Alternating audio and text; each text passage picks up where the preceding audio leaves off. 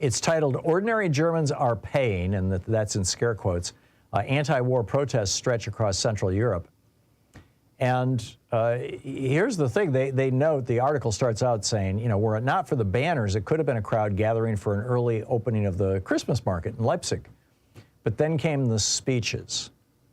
And here are some quotes from the speeches. "Germany is serving as a puppet exclusively for American interests and those of NATO." This is what the first person said. People were carrying banners for the German left, some peace flags, homemade signs, the German right. But this was all, you know, mostly anti-American rhetoric. One speaker said, "The embargo policy against Russia has failed completely and is being directed catastrophically against ourselves." And they are seeing a massive increase in the cost of heat, heat and electricity in Germany as the result of saying, no, we're not going to buy any more German gas. Now, this isn't just happening in Germany. This is happening across Central and Eastern Europe. And as the Financial Times says, they point to a worrying trend for the region's political mainstream. In Slovakia, for example, polls show that 19% of the population want the Russians to win the war in Ukraine. 19%.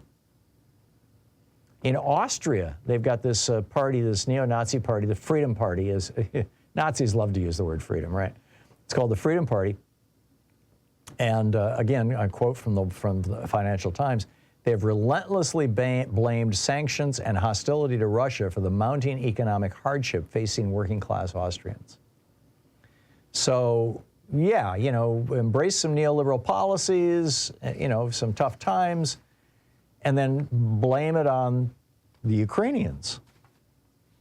We are entering, and I'm just, you know, one of the things that I really try to do with this program is let you know what I see coming on the horizon. I'm not always right, but I'm usually right.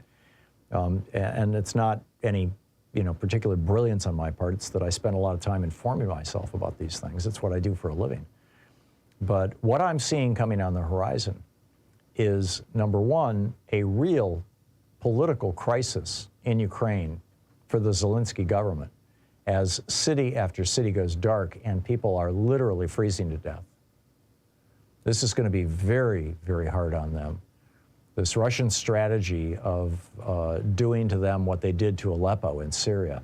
Aleppo was, you know, the uprising in Syria began in Damascus, when all these farmers from the northern crescent, as it were, the northern ridge of Syria, which was a wheat-growing area, as climate change moved the desert about 100 miles south, literally hundreds of thousands of small subsistence farmers, and even some of the larger farms, got wiped out. Their wells ran dry, and then their soil turned to sand, and so they ended up in the streets of Aleppo and Damascus.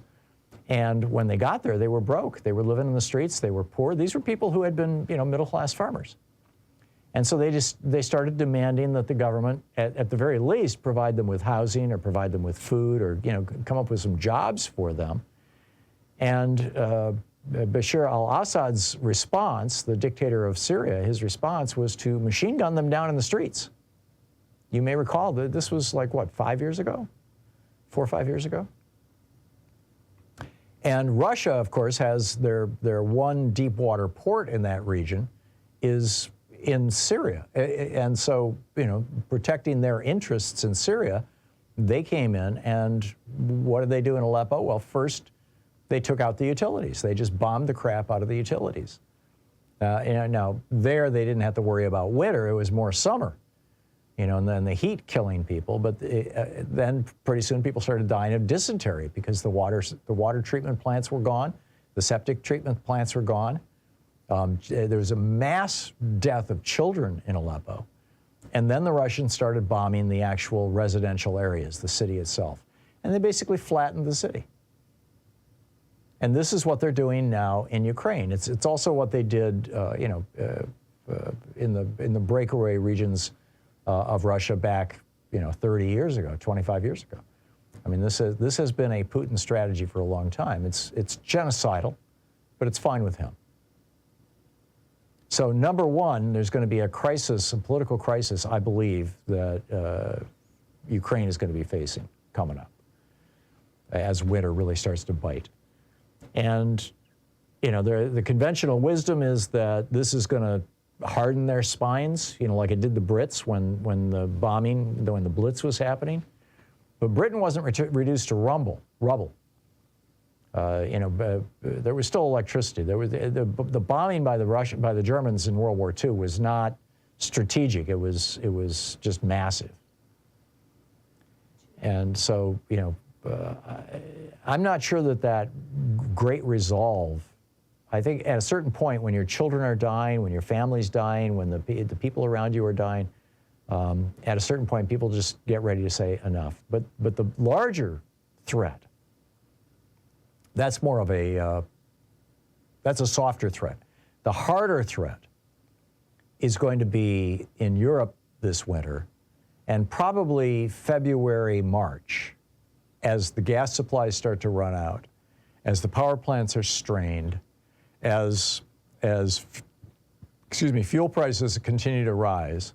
Keep in mind, the inflation, you know, our inflation is going down. Inflation is largely under control now in the United States, or at least all the trends are moving in that direction. That is not the case in Europe. And it's almost entirely because of fuel prices. And now you've got the Saudis working with the Russians on this to screw the Europeans. The United States is energy independent. If we just stopped exporting oil, you know, and refined gasoline and things, largely to Brazil, by the way. If we just stopped, it's something that, you know, started during the Trump administration in order to help out Bolsonaro. If we just stopped doing that, we could, you know, have all the energy we need for ourselves. But that's very much not the case in Europe. Europe is very dependent upon imports of energy.